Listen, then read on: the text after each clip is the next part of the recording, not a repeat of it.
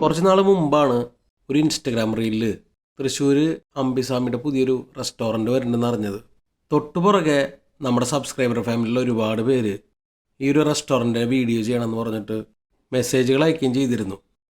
പണ്ട് മുതലേ എൻ്റെ ഒരു ആഗ്രഹമാണ് അംബിസാമിയുടെ ഒരു സദ്യ കഴിക്കണം എന്നുള്ളത്.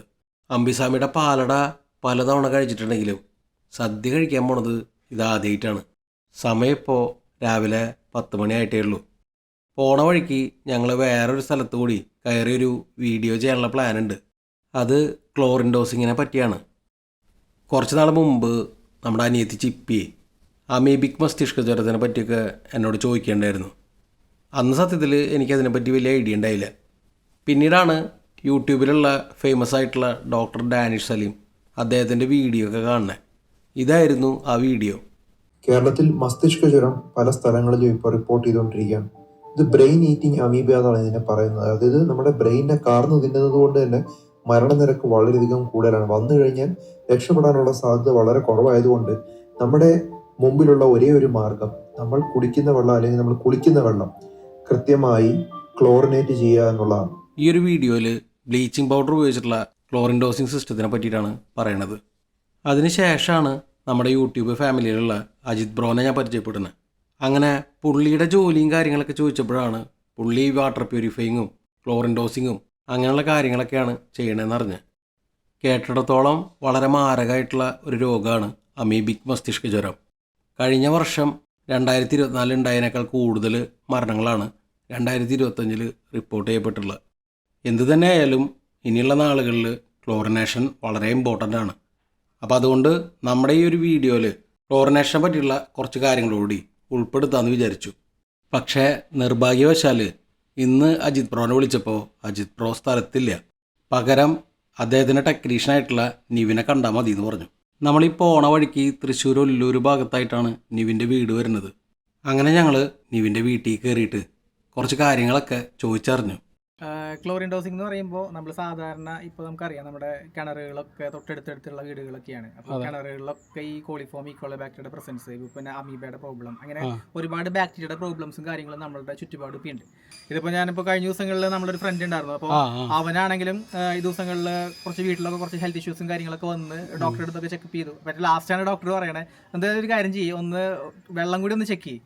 അപ്പോൾ അങ്ങനെ ചെക്ക് ചെയ്തു. അപ്പോൾ നമ്മൾ റിപ്പോർട്ട് ഉണ്ടായിരുന്നു. നമ്മൾ ചെക്ക് ചെയ്തപ്പോൾ അതിൻ്റെ ഉള്ളിൽ ഉണ്ടായിരുന്നു പറയുന്നത് കോളിഫോം ഈക്കോള ബാക്ടീരിയയുടെ പ്രസൻസ് ആയിരുന്നു. ഒപ്പം തന്നെ അവിടെ അമോണിക്കൽ നൈട്രജൻ പ്രസന്റ് ആയിരുന്നു. അപ്പൊ ഇങ്ങനത്തെ വേസ്റ്റ് കണ്ടാമിനേഷൻ കാര്യങ്ങളൊക്കെ ഇതിലൂടെയൊക്കെ അപ്പോൾ ഈ ബാക്ടീരിയയും കാര്യങ്ങളൊക്കെ നമ്മുടെ വെള്ളത്തിലേക്ക് പെട്ടെന്ന് കയറുന്നുണ്ട്. അപ്പോൾ ഇങ്ങനെയുള്ള പ്രോബ്ലംസ് ഒക്കെയാണ്. അപ്പോൾ ഇതൊക്കെ അവോയ്ഡ് ചെയ്യാനും കൂടി വേണ്ടിയിട്ടാണ്. പ്രത്യേകിച്ച് അവർ ആ വെള്ളം ഉപയോഗിക്കുമ്പോൾ അപ്പോൾ അവർ കുടിക്കാനായിട്ട് ആ വെള്ളം ഉപയോഗിക്കണില്ല, പ്യൂരിഫയർ വെച്ചിട്ട് ഇനി ഉപയോഗിക്കുന്നുള്ളൂ. അതിന് പക്ഷേ അവർക്ക് കുളിക്കാനുള്ള വെള്ളം അങ്ങനെയുള്ള കാര്യങ്ങളൊക്കെ ഉപയോഗിക്കുമ്പോൾ, പാത്രം കഴുകുന്നത് ഇങ്ങനെയുള്ള കാര്യങ്ങളൊക്കെ ഉപയോഗിക്കുമ്പോഴും ഈ ഒരു ബാക്ടീരിയയുടെ പ്രോബ്ലം അവിടെ ഉണ്ടാവാനുള്ള സാധ്യത വളരെ കൂടുതലാണ്. ഞാനൊരു കാര്യം ചോദിക്കട്ടെ, എങ്ങനെയാണ് ഈ ബാക്ടീരിയാസ് ഇങ്ങനെ വരാനുള്ള ഒരു, അതായത് ഇപ്പോൾ ഞാൻ പറഞ്ഞാൽ ഇപ്പോഴാണല്ലോ ഇതൊക്കെ കൂടുതലായിട്ട് കേൾക്കണേ, അപ്പോൾ എന്തുകൊണ്ടാണ് ഇങ്ങനെ വരുന്നത്?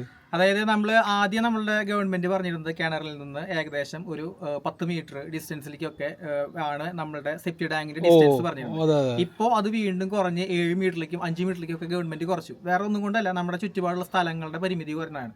ഇപ്പൊ 2 കാര്യങ്ങളാണ്. ഒന്ന്, സെപ്റ്റി ടാങ്കിന്റെ ടാങ്കുകൾ എടുത്തു വരുന്നു. അതേപോലെ തന്നെ നമ്മുടെ ചുറ്റുപാടുള്ള വേസ്റ്റുകൾ, നമ്മളിപ്പോൾ വേസ്റ്റ് ഇടുന്നത് വേസ്റ്റ് കുഴികൾ കാര്യങ്ങൾ, നമ്മുടെ വീട്ടിലത്തെ പച്ചക്കറി വേസ്റ്റ് ആണെങ്കിലും അല്ലെങ്കിൽ നമ്മൾ പാത്രം കഴുകുന്ന വേസ്റ്റ്, ഇതൊക്കെ നമ്മുടെ കിണറിനുമായി ബന്ധപ്പെട്ടുള്ള അടുത്തടുത്തുള്ള സ്ഥലങ്ങളിലേക്ക് വരികയാണ്. അതായത് കിണറായിട്ടുള്ള ഡിസ്റ്റൻസ് കുറഞ്ഞു. ടാങ്കിന്റെ ഡിസ്റ്റൻസ് മാത്രമല്ല, വേസ്റ്റ് ഇടുന്ന സാധനങ്ങളും അതിപ്പോ നമ്മുടെ വീട്ടിൽ നിന്ന് വരണമെന്നില്ല. നമ്മുടെ വീട്ടിൽ നിന്ന് ചിലപ്പോ 5 മീറ്റർ അല്ലെങ്കിൽ 7 മീറ്റർ ഒക്കെ ഡിസ്റ്റൻസ് ഉണ്ടായിരിക്കും. അപ്പുറത്തെ വീട് ചിലപ്പോ അപ്പൊ അതൊക്കെ കണക്റ്റഡ് ആണ്. പിന്നെ നമ്മൾ പറയുന്ന ഈ നമ്മളുടെ ലാൻഡ്സ്കേപ്പിന്റെ ആ ഒരു സ്ലോപ്പ് കാര്യങ്ങൾ, ഇതൊക്കെ ഇതിന്റെ ഭാഗമായിട്ട് കണക്റ്റഡ് ആണ്. ഇതൊക്കെ വെള്ളത്തിന്റെ ആ ഒരു ഫ്ലോയിലേക്ക് വരുമ്പോൾ അതിനനുസരിച്ച് നമ്മുടെ കിണറുകളിലേക്ക് ആ ഒരു പൊസിഷൻ അനുസരിച്ചിട്ടൊക്കെ ഈ ബാക്ടീരിയാസ് ഇതിലുള്ള വെള്ളങ്ങളൊക്കെ നമ്മളായിട്ട് ഇന്റർ കണക്റ്റഡ് ആവാനായിട്ടുള്ള സാധ്യത വളരെ കൂടുതലാണ്. ഇങ്ങനത്തെ കണ്ടീഷൻസ് കൊണ്ടൊക്കെയാണ് ഇപ്പോൾ നമ്മൾ ശരിക്കും പറഞ്ഞാൽ ഇനിയുള്ള വരും കാലങ്ങളിൽ ഇത് എന്തായാലും വെക്കുന്നത് വളരെ നല്ലതാണ്. അതെ. ഇപ്പോ എന്താണെന്ന് വെച്ച് കഴിഞ്ഞാൽ ഗവൺമെന്റ് റൂള് കുറച്ചും കൂടി സ്ട്രോങ് ആയിട്ടുണ്ട്. അപ്പോൾ സ്ഥാപനങ്ങളിലും കാര്യങ്ങളിലൊക്കെ ഇപ്പോൾ കുറെ ആളുകൾ ഈ ക്ലോറിൻ ഡോസിംഗ്, പ്രത്യേകിച്ച് വിദ്യാഭ്യാസ സ്ഥാപനങ്ങളിലൊക്കെ ഇങ്ങനെയുള്ള സാധനങ്ങൾ കൂടുതലായിട്ട് വന്നിട്ടുണ്ട്. അതായത് ഇത് വെക്കണം എന്നുള്ള നിർബന്ധമായിട്ട് വീടുകളിലും ഇപ്പൊ ഇങ്ങനത്തെ ഹെൽത്ത് ഇഷ്യൂസ് കുറെ വീടുകാർ വരുന്നതുകൊണ്ട് ഇപ്പൊ വീട്ടുകാരും പതുക്കാനായിട്ട് നമ്മൾ ശരിക്കും പറഞ്ഞാൽ അറിയണമെന്നില്ല എന്തുകൊണ്ടാണ് ഇത് വരുന്നത്. നമ്മൾ വെള്ളം ശ്രദ്ധിക്കണം എന്നില്ല അല്ലെ? ചിലപ്പോ നമ്മള് പിന്നീടാവും മനസ്സിലാക്കിയത് വെള്ളത്തിന്റെ കാരണം വെള്ളമാണല്ലോ ഏറ്റവും കൂടുതൽ ഉപയോഗിക്കുന്നത്. സാധാരണ നമ്മൾ ഈ വെള്ളം കണ്ടു കഴിഞ്ഞാൽ നമുക്കത് മനസ്സിലാവില്ല. വെള്ളം കണ്ടു കഴിഞ്ഞാൽ ബാക്ടീരിയ ഉണ്ട്, വെള്ളം നല്ല ക്ലിയർ ആയിരിക്കും, പക്ഷേ ബാക്ടീരിയ ഉണ്ടോ കാര്യങ്ങളുണ്ടോ എന്നുള്ളത് നമുക്ക് കണ്ടു കഴിഞ്ഞാൽ മനസ്സിലാവില്ല. അതിങ്ങനെ ടെസ്റ്റ് ചെയ്ത് കാര്യങ്ങൾ കഴിയുമ്പോഴാണ് നമുക്ക് അതിൻ്റെ ഒരു ക്ലാരിറ്റി വരുന്നത്. പ്രത്യേകിച്ച് ഇങ്ങനത്തെ ഇഷ്യൂസ് ഒക്കെ പ്രത്യേകിച്ച് ഇത് ഈ ബാക്ടീരിയ കാര്യങ്ങളൊക്കെ വരുമ്പോഴാണ് നമുക്ക് ഈ ഹെൽത്ത് ഇഷ്യൂസ്, അതായത് ഡൈജസ്റ്റീവ് പ്രോബ്ലംസ്, ഹെഡ് ഏക്ക്, അല്ലെങ്കിൽ എന്തെങ്കിലും ലിച്ചിങ് കാര്യങ്ങൾ, അങ്ങനത്തെ കാര്യങ്ങളിലേക്കൊക്കെയാണ് ഈ ഒരു ബാക്ടീരിയയുടെ പ്രോബ്ലംസ് വരുമ്പോൾ ഉണ്ടാവുന്നത്. ഓക്കെ. അപ്പം ഇങ്ങനെയുള്ള സിറ്റുവേഷനുകളിൽ നമ്മുടെ ബാക്ടീരിയാസും കാര്യങ്ങളെയൊക്കെ നമ്മുടെ ഉപയോഗിക്കുന്ന വെള്ളത്തിൽ നിന്ന് മാറ്റം ചെയ്യാനായിട്ടാണ് നമ്മൾ ഈ ഒരു ക്ലോറിൻ ഡോസിങ് മെത്തേഡ് യൂസ് ചെയ്യണം. പണ്ട് സമയങ്ങളിലൊക്കെ മുൻകാലങ്ങളിലൊക്കെ നമ്മൾ ഉപയോഗിച്ചിരുന്ന പറഞ്ഞാൽ കിണറിലേക്ക് ബ്ലീച്ചിങ് പൗഡർ അപ്ലൈ ചെയ്യാറുണ്ട്. സാധാരണ ബ്ലീച്ചിങ് പൗഡർ അപ്ലൈ ചെയ്യാന്ന് പറഞ്ഞാൽ ഒരു 1000 ലിറ്ററിലേക്ക് 2.5 ഗ്രാം, 1000 ലിറ്ററിലേക്ക് 2.5 ഗ്രാം, 2.5 ഗ്രാമാണ് ബ്ലീച്ചിങ് പൗഡർ ആഡ് ചെയ്തിട്ടുണ്ട്. അതിന്റെ ഒരു കാലയളവ് എന്ന് പറയുന്നത് നോർമലി ഒരു 10 ദിവസം തൊട്ട് 14 ദിവസം വരെയൊക്കെയാണ് അതിന്റെ ആ ഒരു ഇമ്പാക്ട് അതിൽ നിൽക്കുള്ളൂ. അത് കഴിഞ്ഞ് നമ്മൾ വീണ്ടും ആഡ് ചെയ്യണം. ഇപ്പൊ നമ്മൾ ഈ ക്ലോറിൻ ഡോസിങ് മെത്തേഡ് എന്ന് പറയുമ്പോൾ നമ്മൾ ഇൻസ്റ്റന്റ് ആയിട്ട് നമുക്ക് കൃത്യമായിട്ടുള്ള അളവിൽ നമ്മൾ ക്ലോറിൻ ഡോസ് ചെയ്യാണ്. ഓട്ടോമാറ്റിക്കലി മെഷീനാണ് ക്ലോറിൻ ഡോസ് ചെയ്യണം. അപ്പൊ നമുക്ക് ഒരു 15 ദിവസം കൂടുമ്പോൾ വീണ്ടും അത് ആഡ് ചെയ്യണം. അങ്ങനെയുള്ള കോംപ്ലിക്കേഷൻസോ കാര്യങ്ങളോ ഒന്നുമില്ല. എത്ര ദിവസം കഴിഞ്ഞിട്ട് നമ്മൾ അല്ലെങ്കിൽ അങ്ങനെ റീപ്ലേസ് ചെയ്യേണ്ടി വരികയാണെന്നുണ്ടെങ്കിൽ ചെയ്യുന്നുണ്ടെങ്കിൽ തന്നെ നമുക്ക് ഒരു മാസം അല്ലെങ്കിൽ 2 മാസം ഒക്കെ കൂടുമ്പോൾ അത്ര നമുക്ക് ടെൻഷന്റെ കാര്യം വരുന്നില്ല. അപ്പോൾ ഇതാണ് നമ്മൾ ക്ലോറിൻ ഡോസിങ് മെത്തേഡ്. അല്ല, അപ്പൊ ഞാൻ നേരത്തെ പറഞ്ഞല്ലോ 1000 ലിറ്ററിലേക്ക് 2.5 ഗ്രാം അല്ലേ? അത് ബ്ലീച്ചിങ് പൗഡർ ആണെങ്കിൽ ഈ ക്ലോറിൻ ആണെങ്കിൽ 100 ലിറ്ററിലേക്ക് 25 ml ആണ് വരാം. ഓക്കെ. ഇതാണ് ഡോസിങ്ങിന്റെ മെഷീൻ വരുന്നത്. ഡോസിങ് മെഷീനാണ്. അപ്പൊ തന്നെ ഇതൊരു ടാങ്ക് ആണ്. ടാങ്ക് ഇപ്പൊ ഇത് 80 ലിറ്ററിന്റെ ടാങ്ക് ആണ് വാങ്ങി വെച്ചിരിക്കുന്നത്. 80 ലിറ്റർ ടാങ്കിൽ നമ്മൾ കംപ്ലീറ്റ് ആയിട്ട് വെള്ളം നിറയ്ക്കും. എന്നിട്ട് അതിലേക്ക് നമ്മൾ ഈ ഒരു ക്ലോറിൻ ആഡ് ചെയ്യാണ് ചെയ്യുന്നത്. ഇതാണ് ക്ലോറിൻ ലിക്വിഡ്. ക്ലോറിൻ ലിക്വിഡ് നമുക്ക് വാങ്ങാനായിട്ട് പുറത്തുനിന്ന് വാങ്ങാനായിട്ട് അവൈലബിൾ ആണ്. 100 ലിറ്ററിന്റെ ക്ലോറിൻ ലിക്വിഡ് ആണ്. ഈ ക്ലോറിൻ ലിക്വിഡ് ആണ് നമ്മൾ ഏകദേശം എന്ത് ചെലവ് വരും? ഇതിന് ഏകദേശം ഒരു 40 തൊട്ട് 60 രൂപ ആ റേഞ്ചിലേക്കാണ് വരുള്ളൂ 1 ലിറ്റർ ക്ലോറിനൊക്കെ. അപ്പൊ ഈ ക്ലോറിനാണ് നമ്മൾ ഈ ടാങ്കിലേക്ക് നിറച്ച് വെക്കുന്നത്. അപ്പോൾ ഈ ടാങ്ക് ഏകദേശം നമ്മൾ വീട്ടിലത്തെ കൺസപ്ഷൻ അനുസരിച്ചിട്ടാണ് 1 മാസം 2 മാസം ഒക്കെ നമുക്ക് ഇത് നിൽക്കും. നമ്മളിത് ക്ലോറിൻ ഇവാപറേറ്റ് ചെയ്ത് പോവാതിരിക്കാൻ വേണ്ടിയിട്ടാണ് നമ്മൾ ഈ ഒരു മൂടി വെച്ചിട്ട് ഇത് ക്ലോസ് ചെയ്തിരിക്കുന്നത്. അങ്ങനെ ക്ലോസ് ചെയ്ത് വെക്കണം. എന്നാലാണ് ക്ലോറിൻ അതിന്റെ ഉള്ളിൽ, അല്ലെങ്കിൽ അയറായിട്ട് കോൺടാക്ട് ചെയ്തിട്ട് ക്ലോറിൻ ഇവാപറേറ്റ് ചെയ്ത്. അതൊക്കെ നിങ്ങൾ ചെയ്തോളല്ലോ. അത് ഓൾറെഡി നമ്മൾ ചെയ്യും. അപ്പൊ ഇതാണിത്. അപ്പോൾ തന്നെ നമുക്ക് ജസ്റ്റ് ഒന്ന് ഈ ഒരു മെഷീൻ നോക്കുകയാണെങ്കിൽ ഈ മെഷീനിൽ ഇതിന്റെ ഉള്ളിൽ ക്ലോറിൻ ഡോസ് ചെയ്യുന്നതിന്റെ പെർസെന്റേജ് ആണിത്. 20%, 40%, 60%, ഇങ്ങനെ ഒരു പെർസെന്റേജ് കണക്കാണ്. എത്ര പെർസെന്റേജ് ആണ് ഈ വെള്ളത്തിന്റെ കണ്ടീഷൻ അനുസരിച്ചിട്ട് എന്നുള്ളത് നമ്മൾ കൺഫേം ചെയ്യും. ആ പെർസെന്റേജിൽ ഇട്ട് കഴിഞ്ഞ് കഴിഞ്ഞാൽ പിന്നെ നമുക്ക് ഇപ്പോഴും മെഷീൻ മാത്രം ഓട്ടോമാറ്റിക്കലി ഓൺ ആക്കിയാൽ മതി. അപ്പൊ നമ്മൾ ഓരോ വെള്ളത്തിന്റെയും ഇതൊക്കെ ടെസ്റ്റ് ചെയ്ത് കണ്ടീഷനൊക്കെ നോക്കിയിട്ടാണ് നമ്മൾ തീരുമാനിക്കുക. കാരണം എന്താ വെച്ച് കഴിഞ്ഞാൽ ഓരോ വെള്ളത്തിന്റെയും മിനറൽസിന്റെ അളവും കാര്യങ്ങളൊക്കെ വ്യത്യാസമുണ്ട് ഓരോ വെള്ളത്തിന്റെയും കണ്ടീഷനിൽ. അപ്പോൾ ആ മിനറൽസും കാര്യങ്ങളൊക്കെ വെച്ച് നോക്കുമ്പോൾ നമുക്ക് ഇതിൻ്റെ ഉള്ളിൽ എത്ര പെർസെൻറ്റേജിലേക്ക് ആക്കണം എന്നുള്ളത് നമ്മൾക്ക് ഇവിടെ വന്ന് ഈ സൊല്യൂഷൻ ഉപയോഗിച്ച് OT സൊല്യൂഷൻ ഉപയോഗിച്ച് ചെക്ക് ചെയ്തിട്ട് വേണം നമുക്ക് അതിൻ്റെ പെർസെൻറ്റേജ് കൺഫേം ചെയ്യാൻ. അത് കൺഫേം ചെയ്ത് കഴിഞ്ഞാൽ പിന്നെ നമുക്ക് ആ ഒരു പെർസെൻറ്റേജ് എപ്പോഴും അതിൽ ലോക്കായിരിക്കും. പിന്നെ നമുക്ക് ജസ്റ്റ് സൊല്യൂഷൻ ആഡ് ചെയ്യൽ മാത്രം, അതായത് ക്ലോറിൻ സൊല്യൂഷൻ ആഡ് ചെയ്യൽ മാത്രമാണ് നമുക്ക് ആവശ്യം വരുന്നത്. ഇതിന്റെ മറ്റൊരു പ്രത്യേകത എന്ന് പറഞ്ഞു കഴിഞ്ഞാൽ ഇത് നമ്മൾക്ക് ഓട്ടോമാറ്റിക് ആയിട്ട് നമ്മളിപ്പോൾ മോട്ടർ ഇടുന്ന സമയത്ത് ഓട്ടോമാറ്റിക്കലി ഈ മെഷീനും കൂടി വർക്ക് ചെയ്യും. നമ്മൾ ആ മോട്ടർ ഓൺ ആവുന്നതിന്റെ ലൈനിൽ തന്നെയാണ് ഇതിന്റെയും കണക്ഷൻ കൊടുക്കുക. അപ്പൊ നമുക്കുള്ള ഗുണം എന്ന് പറയുന്നത് നമ്മൾ എല്ലാ ദിവസവും മോട്ടർ ഓൺ ആക്കുന്ന സമയത്ത് മെഷീൻ മോട്ടർ ഓൺ ആവുന്ന സമയത്ത് തന്നെ ഈ മെഷീൻ ഓൺ ആയിട്ട് ഇഞ്ചെക്ട് ചെയ്യും. വളരെ മൈന്യൂട്ട് ആയിട്ടുള്ള അപ്പോൾ അതാണ് ഇതിന്റെ വേറെ എളുപ്പമായിട്ടുള്ള ഒരു പ്രത്യേകത. അപ്പൊ നമുക്ക് സാധാരണ മറ്റേ ബ്ലീച്ചിങ് പൗഡർ 10 ദിവസം കൂടുമ്പോൾ ആഡ് ചെയ്യണം, അത് നമ്മൾ മറന്നുപോയി, അങ്ങനത്തെ കാര്യങ്ങളൊന്നും വരുന്നില്ല. ഓക്കെ, നമ്മള് ക്ലോറിൻ ലിക്വിഡ് നമ്മുടെ അളവ് പാത്രത്തിലേക്ക് എടുക്കുകയാണ്.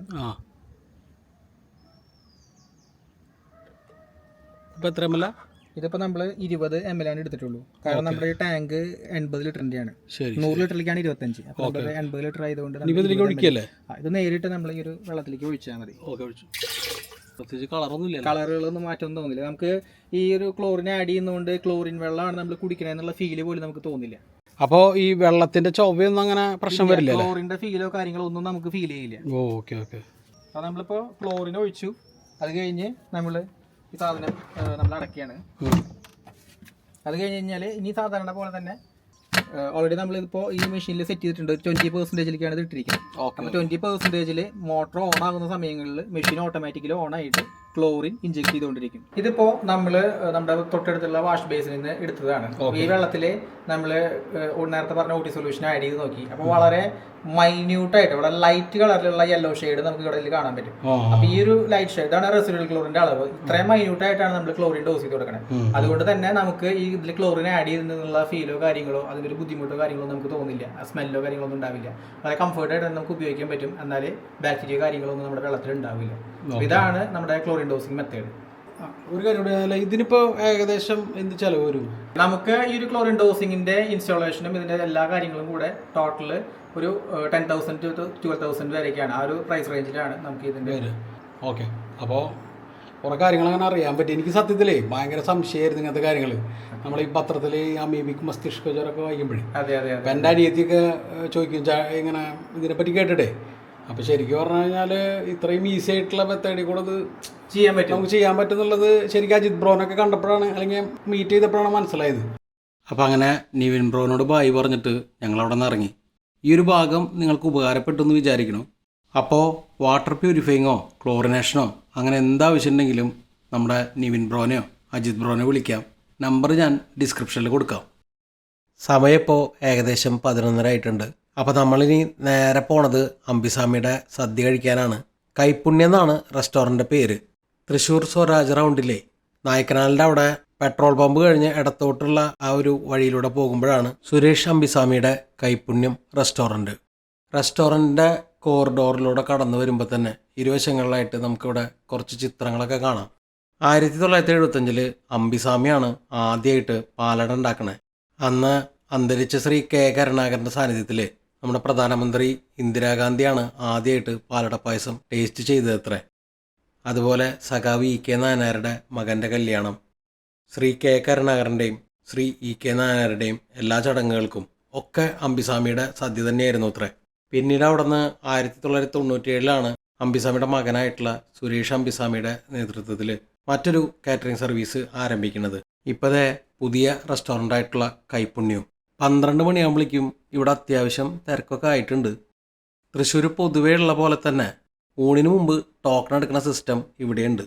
100 രൂപയുടെ മിനി ചട്ടിച്ചോറ്, 120 രൂപയുടെ ഊണ്, പിന്നെ 200 രൂപയുടെ ട്രഡീഷണൽ സദ്യ. ഇത് മൂന്നുമാണ് പ്രധാനമായിട്ട് ലഞ്ചിനോട് സെർവ് ചെയ്യണേ. അപ്പോൾ ഞങ്ങൾ 3 പേരും സദ്യ തന്നെ അങ്ങോട്ട് കഴിക്കാമെന്ന് വിചാരിച്ചു. ഇവിടെ എനിക്ക് ഇഷ്ടപ്പെടാഞ്ഞൊരു കാര്യം, നമ്മളൊരു ഫാമിലി ഇരിക്കുമ്പോൾ തൊട്ടടുത്ത് മറ്റൊരു ഫാമിലി വന്നിരിക്കുന്നതാണ്. അത് പലപ്പോഴും ഒട്ടും കംഫർട്ടബിളായിട്ട് തോന്നാറില്ല. അതുകൊണ്ട് ഇരിക്കുമ്പോൾ 4 പേരുള്ള ടേബിൾ ചൂസ് ചെയ്യണമാണ് നല്ലത്. അങ്ങനെ ഇല വിരിച്ച് അതിൽ ഓരോരോ ഐറ്റംസായിട്ട് വിളമ്പി തുടങ്ങി. നമ്മുടെ തൃശ്ശൂരുള്ള പിഷാരഡീസിലെ പോലെ തന്നെ ഇവിടെയും ചേച്ചിമാരാണ് എല്ലാം വിളമ്പി തരുന്നത്. പരിപ്പും നെയ്യും, ഓലൻ, തോരൻ, ഇഞ്ചിമ്പുളി, അച്ചാറ്, സാമ്പാർ, അവിയൽ, പൈനാപ്പിൾ കറി, മസാലക്കറി, അങ്ങനെ തുടങ്ങി ചിപ്സ്, ശർക്കര വരട്ടി, 2 കൂട്ടം പായസം ഉൾപ്പെടെ 17 ഐറ്റമാണ് ഇവിടുത്തെ സ്പെഷ്യൽ ട്രഡീഷണൽ സദ്യയിൽ വരുന്നത്. എന്തായാലും ഐറ്റംസൊക്കെ നമുക്ക് ഓരോന്നായിട്ട് പരിചയപ്പെടാം. അതിൻ്റെ ഇടയിൽ എനിക്ക് പപ്പടം എന്ന ചേച്ചിയോടെ ഞാനൊരു എക്സ്ട്രാ പപ്പടം ചോദിച്ചു. എനിക്ക് 2 പപ്പടം കിട്ടിയോടുകൂടി ദീപുൻ്റെ മുഖം അങ്ങോട്ട് പോയി. എന്തെനിക്ക് കിട്ടിയാലും അതിൻ്റെ പകുതി അവൾക്ക് വേണം നിർബന്ധമാണ്. എൻ്റെ പരിപാടി നല്ല നന്നായിട്ട് ഇതുണ്ടല്ലേ, വിളമ്പൽ ഇത്തിരി സ്ലോ ആണെന്നുള്ളൂ അല്ലേ അമ്മ? ഇതിൽ കുറച്ച് കിട്ടോ, കുറച്ചുകൂടി കിട്ടോ? Okay okay. അങ്ങനെ സദ്യയിലെല്ലാ കറികളും വിളമ്പി കുഴി കുത്തി അതിലേക്ക് സാമ്പാർ ഒഴിച്ചു. അങ്ങനെ ഫേമസ് ആയിട്ടുള്ള അംബിസാമിയുടെ സദ്യ ഞങ്ങളിത് കഴിക്കാൻ തുടങ്ങുകയാണ്. പരിപ്പ് നെയ്യ ദീപും അമ്മയും സാമ്പാർ കൂട്ടിയിട്ടാണ് തുടങ്ങിയത്. 2 പേരും സൈലൻ്റായിട്ട് കഴിച്ചു തുടങ്ങിയിട്ടുണ്ട്. അതിൻ്റെ അർത്ഥം ഇഷ്ടമായി എന്നുള്ളതാണ്. എന്നും സാമ്പാറിൽ സദ്യ കൊണ്ട് തുടങ്ങാറില്ല ഞാൻ. ഇന്നൊരു വെറൈറ്റിക്ക് പരിപ്പ് നെയ്യും പിന്നെ ഒരു കഷ്ണം പപ്പടവും കൂടി ചേർത്ത് അങ്ങോട്ട് പിടിച്ചു. പരിപ്പിൽ വല്ലാണ്ട് നെയ്യുടെ ഒരു ടേസ്റ്റ് കിട്ടിയെന്ന് പറയാൻ കഴിയില്ല, എന്നാലും കുഴപ്പമില്ല. ഒരു നോർമൽ നെയ്യ് പരിപ്പ്. അധികം വൈകിക്കാണ്ട് സാമ്പാറിലേക്ക് അങ്ങോട്ട് കടന്നു. നല്ല അസല് സദ്യ സാമ്പാർ. സദ്യയിലെ മെയിൻ ഐറ്റം എന്ന് പറയണത് അംബിസാമിയുടെ പാലട പായസമാണ്. അതിൻ്റെ കൂടെ ഗോതമ്പ് പായസവും ഉണ്ട്. പതിവ് പോലെ ആദ്യത്തെ പപ്പടം സാമ്പാറിൻ്റെ കൂടെ ചേർത്ത് അങ്ങോട്ട് കുഴച്ച് കഴിച്ചു. ഇപ്പോഴാണ് സംഗതി അങ്ങോട്ട് സെറ്റായത്. അവിയൽ കൂട്ടിയാ അങ്ങനെ നോക്കിയാ അവിയലൊക്കെ അസലായിട്ടുണ്ടെന്നാണ് ദീപു പറഞ്ഞത്. സത്യം പറയാലോ, ഈ ഒരു സദ്യയിൽ തൈരില്ലല്ലോ എന്ന് ഞാൻ ആലോചിച്ചേ ഉള്ളൂ. അപ്പോഴാണ് ഒരു ചേച്ചി തൈരുമായിട്ട് എത്തിയത്. അവിയൽ കഴിഞ്ഞിട്ട് ദീപു നെക്സ്റ്റ് ട്രൈ ചെയ്തത് പൈനാപ്പിൾ കറിയാണ്. ദീപുവിന് നല്ല ഇഷ്ടമായി. ശരി, ഞാൻ പൈനാപ്പിൾ കറി ആദ്യം കൂട്ടാം.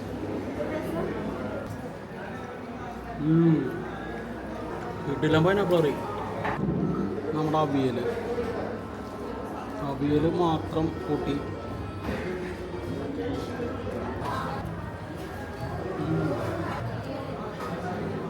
അവിയലൊക്കെ കുറിയിട്ടാ. സാമ്പാറും അവിയലും പൈനാപ്പിൾ കറിയും കഴിഞ്ഞ് പിന്നെ കുറച്ച് തോരനും മസാലക്കറിയും കൂടി ചേർത്ത് ഉരുട്ടി ഒരു പിടിയങ്ങട് പിടിച്ചു. രണ്ടും വളരെ നന്നായിട്ടുണ്ട്. ഇത്രയായപ്പോൾ തന്നെ എൻ്റെ ആദ്യത്തെ റൗണ്ട് അങ്ങോട്ട് ഫിനിഷായി. പിന്നെ അവിടെ നിന്ന് അങ്ങോട്ട് ചോറിന് വേണ്ടിയിട്ടുള്ള നീണ്ട കാത്തിരിപ്പായിരുന്നു. ഊണെന്തായാലും ഉഷാറായിട്ടുണ്ട്. സാധാരണ ഞാനും അമ്മയാണ് ഒരുമിച്ച് ഫസ്റ്റ് റൗണ്ട് തീർക്കാറ്. ഇത്തവണ പക്ഷേ അമ്മേനെ ദീപു കടത്തി വെട്ടിയിരിക്കുന്നു. ചോറാണ് ചോദിച്ചതെന്നുണ്ടെങ്കിലും കറികളാണ് എത്തിയത്. കറിയെങ്കിൽ കറി വേണ്ടതൊക്കെ രണ്ടാമത് അങ്ങോട്ട് വിളമ്പി. ഞാൻ അവിയൽ മാത്രമാണെങ്കിൽ ദീപു അവിയലിൽ നിർത്തിയില്ല. 1-2 ഐറ്റംസ് കൂടുതൽ അങ്ങോട്ട് വിളമ്പി. ഹാപ്പിയായി. ചോറ് വരാനേ ഇത്തിരി സമയം എടുക്കും. നമുക്ക് അതിനുള്ളിൽ ഇത്തിരി അച്ചാറ് കൂട്ടി വെക്കാം. അച്ചാറ്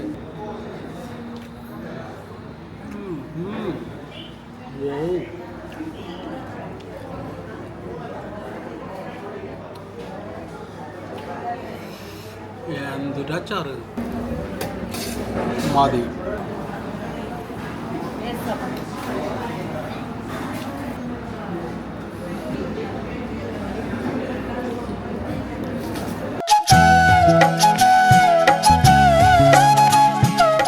കുറച്ച് രസം ഞാൻ ചോറിലേക്ക് ഒഴിച്ചു.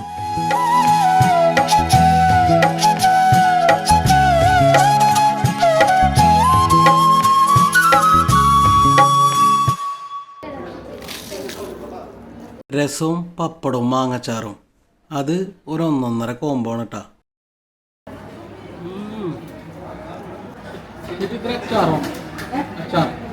എൻ്റെ അച്ചാറ് പ്രേമം കണ്ട അമ്മയുടെ മൊത്തം അച്ചാറും എനിക്ക് തന്നു. കിട്ടിയ അച്ചാറും കൂട്ടി ചേർത്ത് അങ്ങോട്ട് കഴിച്ചു.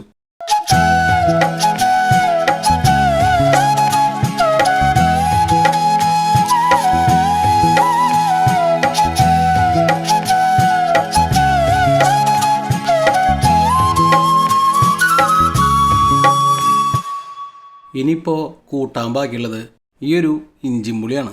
ഇവിടുത്തെ ഇഞ്ചിമ്പുളിക്ക് നമ്മളിതുവരെ കഴിക്കാത്ത രീതിയിലുള്ള ഒരു ടേസ്റ്റ് ആയിരുന്നു. അമ്മ അപ്പളേക്കും പാശത്തിലേക്ക് കടന്നു. പാലട ഓടിച്ചു നോക്കിയാൽ പാലടയാണ് ഇവരുടെ ഫേമസ്. അമ്പിസാമിയുടെ പാലട കിട്ടില്ല. അമ്മയും വല്യമാരൊക്കെ പൊതുവെ ഗോതമ്പിൻ്റെ ആൾക്കാരാണ്. പാലട അവരങ്ങനെ കഴിക്കാറില്ല. ഇതിപ്പോൾ ഞാൻ നിർബന്ധിച്ചുകൊണ്ട് ഒരു തുള്ളി ഇങ്ങനെ തൊട്ട് നോക്കിയിട്ട് ബാക്കി ദീപുവിന് അങ്ങോട്ട് കൊടുത്തു. പകരം ദീപു തൻ്റെ ഗോതമ്പ് അമ്മയ്ക്കും കൊടുത്തു. അമ്പിസാമിയുടെ പാലട നമ്മൾ സ്ഥിരം കഴിക്കണ ഐറ്റമാണ്. പിന്നെ നിങ്ങൾക്കറിയാലോ, ഞാനും പാലടയുടെ വലിയൊരു ഫാനല്ല. എനിക്കും ഗോതമ്പും പ്രഥമനൊക്കെയാണ് ഇഷ്ടം. അപ്പം ഞാൻ പാലട വേഗം അങ്ങോട്ട് തീർത്തിട്ട് ഗോതമ്പിലേക്ക് കടക്കാമെന്ന് വിചാരിച്ചു. ഗോതമ്പ് പായസം ഇങ്ങനെ കുടിക്കുന്നേക്കാളും എനിക്കിഷ്ടം വാഴയിലയിൽ ഇങ്ങനെ ഒഴിച്ച് കഴിക്കാനാണ്. ഒരു പപ്പടം കൂടി വേണമെന്നുണ്ടായിരുന്നു. പക്ഷേ ഇനി പപ്പടം ചോദിച്ചാൽ ചിലപ്പോൾ അവർ തല്ലും. ഓൾറെഡി 3 പപ്പടം വാങ്ങിയിട്ടുണ്ടേ. അല്ലെങ്കിലും ഈ ഒരു ഗോതമ്പ് പായസത്തിന് പപ്പടത്തിൻ്റെ ഒന്നും ആവശ്യമില്ല. അല്ലാണ്ട് തന്നെ അത്യാവശ്യം നല്ല ടേസ്റ്റ് ഉണ്ട്.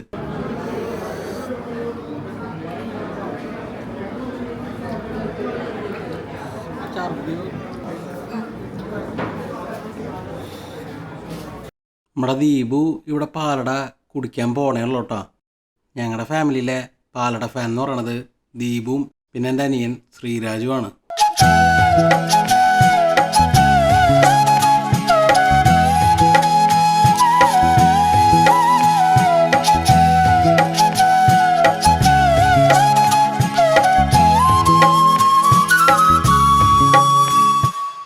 തുടങ്ങിയിട്ട് കുറച്ച് ദിവസമേ ആയിട്ടുള്ളൂവെങ്കിലും നല്ല തിരക്കുണ്ട് ഇവിടെ. കുറച്ച് നേരത്തെ, അതായത് ഏകദേശം ഒരു 12 മണിക്ക് മുമ്പ് എത്തുകയാണെങ്കിൽ വളരെ സുഖമായിട്ട് കഴിക്കാം. അങ്ങനെ കുറേ നാളത്തെ മോഹമായിട്ടുള്ള അമ്പിസാമിയുടെ സദ്യ കഴിച്ചിട്ട് ഞങ്ങൾ പുറത്തേക്ക് ഇറങ്ങി. പുറത്തേക്ക് ഇറങ്ങിയപ്പോഴാണ് സത്യം പറഞ്ഞാൽ ശ്രദ്ധിക്കണേ, ഇവർ റെസ്റ്റോറൻറ്റിനോട് ചേർന്ന് തന്നെ മിഠായിവാലയുടെ ഒരു സ്റ്റോർ കൂടി ഓപ്പൺ ആക്കിയിട്ടുണ്ട് എന്നുള്ളത്. എന്നാൽ പിന്നെ അവിടെ നിന്ന് ഒരു ഐറ്റം കൂടി പരീക്ഷിച്ചിട്ട് പോകാമെന്ന് വിചാരിച്ചു. എന്താ വേണ്ട, ബദാം മിൽക്ക് വേണോ, റോസ് മിൽക്ക് വേണോ, അല്ലെങ്കിൽ ബദാം ഗീറോ? എന്നിട്ട് ചോദിച്ചു നോക്കാം. ഈ ബദാം ഗീർ എന്ന് പറഞ്ഞാൽ എന്താ, പായസം പോലെ? അത് ബദാം മിൽക്ക് പോലെ തന്നെയാണോ? ലസ്സി എത്ര പറഞ്ഞോ? ബദാം ഗീർ ട്രൈ ചെയ്യണം. ഒരു ബദാം ഗീർ എടുക്കുക, ട്രൈ ചെയ്ത് നോക്കാമല്ലോ. ഒരെണ്ണം മതി. പൊട്ടിച്ച് ടേസ്റ്റ് ചെയ്ത് നോക്കും ദീപോ.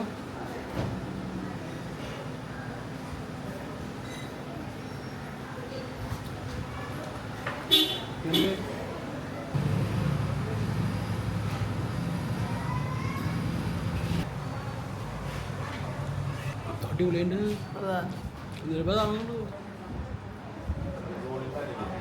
ഒരു രക്ഷയില്ലാട്ടാ, സൂപ്പറായിട്ട്. ഇതൊക്കെ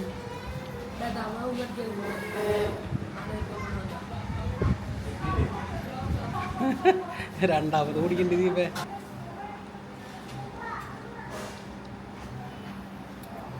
മുഴുവൻ കൊണ്ടിച്ചുള്ളൂ, ഒരു തരി പോലും ബാക്കി വെച്ചില്ല. ഇപ്പം സംതൃപ്തിയായില്ല. മൊത്തത്തിൽ അംബിസാമയുടെ സദ്യ എങ്ങനെ ഉണ്ടായിരുന്നു ചോദിക്കുകയാണെങ്കിൽ ഒരു യുണീക്കായിട്ടുള്ള ഒരു ടേസ്റ്റ് അവരുടെ മൊത്തത്തിൽ എല്ലാ ഐറ്റംസിനും ഉണ്ട്. 2 കൂട്ടം പായസം ഉൾപ്പെടെ നല്ലൊരു സദ്യ കഴിക്കാൻ നിങ്ങൾക്ക് ആഗ്രഹം ഉണ്ടെങ്കിൽ ഉറപ്പായിട്ടും വിസിറ്റ് ചെയ്യാവുന്നൊരു സ്പോട്ടാണ് സുരേഷ് അംബിസാമിയുടെ കൈപ്പുണ്യം റെസ്റ്റോറൻറ്റ്. അപ്പോൾ നല്ലൊരു തൃശ്ശൂർ സ്റ്റൈൽ സദ്യ കഴിക്കാൻ താല്പര്യമുള്ളവർക്ക് നേരെ ഇങ്ങോട്ട് വരാം. അപ്പോൾ ഞങ്ങൾ സദ്യയൊക്കെ കഴിച്ച് സന്തോഷമായിട്ട് വീട്ടിലേക്ക് മടങ്ങുകയാണ്. ഈ ഒരു വീഡിയോ നിങ്ങൾക്കെല്ലാവർക്കും ഇഷ്ടമായെന്ന് വിചാരിക്കണം. വീഡിയോ ഇഷ്ടപ്പെട്ടെങ്കിൽ സപ്പോർട്ട് ചെയ്യുക. മറ്റൊരു വീഡിയോ ആയിട്ട് ഉടനെ കാണാം. അതുവരയ്ക്കും ബൈ. പൂവല്ല പൂന്തളിരല്ല, മാനത്തെ മണിവില്ലല്ല, മണ്ണിലേക്ക് വിരുന്നു വന്ന മധുചന്ദ്രലേഖ, ഇവൾ എൻ മനസ്സിൻ തന്ത്രികൾ മീട്ട